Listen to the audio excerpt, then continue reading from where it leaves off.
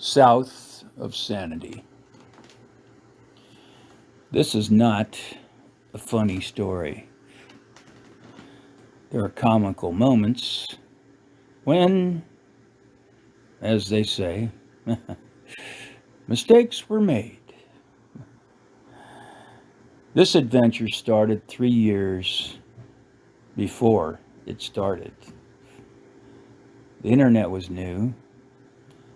I was new to the internet. Yet somehow I happened upon a story about a man, an incredible man, who had kayaked from San Francisco or around Monterey to Hawaii alone. Alone is a big thing now with this series Alone. Everybody wants to be alone now.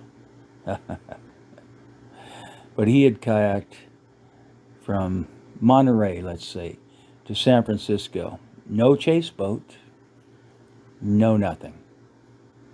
Goodbye and good luck as he set off from the pier.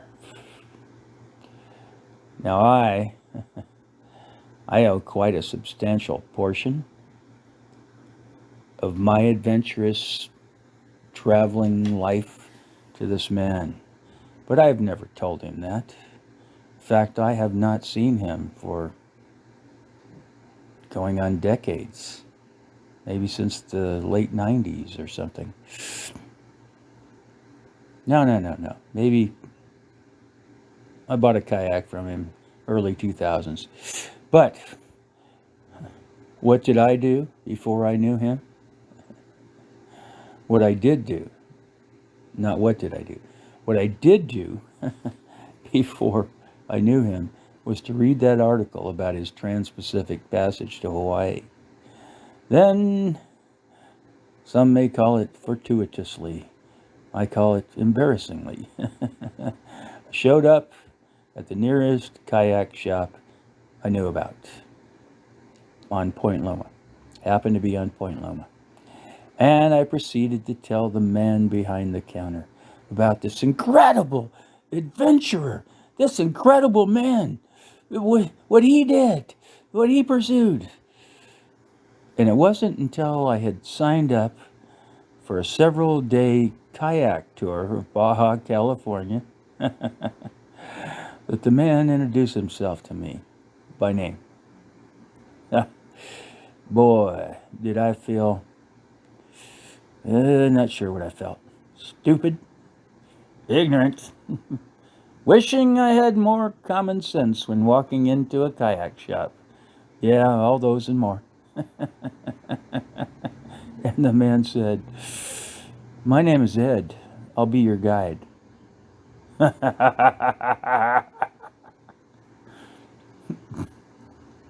My name is Ed, as in Ed Gillet. His response: "Here's a list of what you'll need to bring."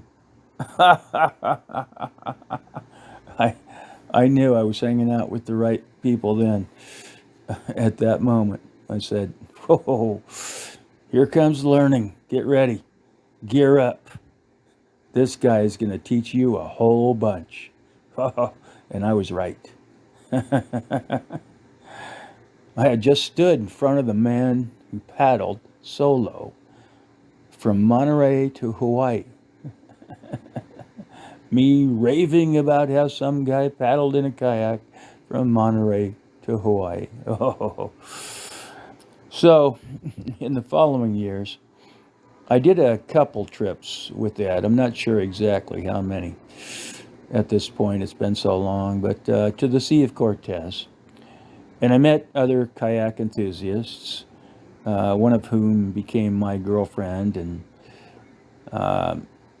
and she and I did several trips along the Baja coast, the Pacific side, and we circumnavigated Kauai, and we did a whole bunch of cool stuff. After Ed taught us what to do and what not to do. And there are things you shouldn't do if you're fond of being alive. I'm still kind of fond of that. I don't kayak much these days, but I'm thinking about getting back into it. In the end, not like death, I felt confident enough after my time with Ed to pursue my own solo trips. And a friend of mine, I'll leave her name out of this. I don't know where she's at these days, but she became a kayak guide just like Ed and had her own company and so on. But this is a story about one of those trips. And this story is crazy. It's beyond any kayak trip I have ever heard about from any kayakers I've ever met.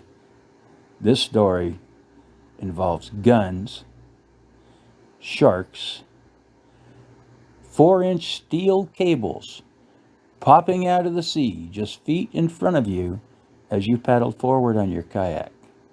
It involves sunken ships, Mexican fishermen who kindly offer you a 20-pound frozen tuna, and they drop it from the ship's deck 15 feet above your kayak and promptly punch a 20-pound frozen tuna size hole in the bow of your kayak. They dropped me another one. They lowered it with a rope, and they were very apologetic.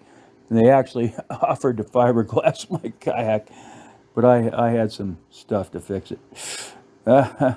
Those are just some examples. This is a tale that has never been told. Not completely.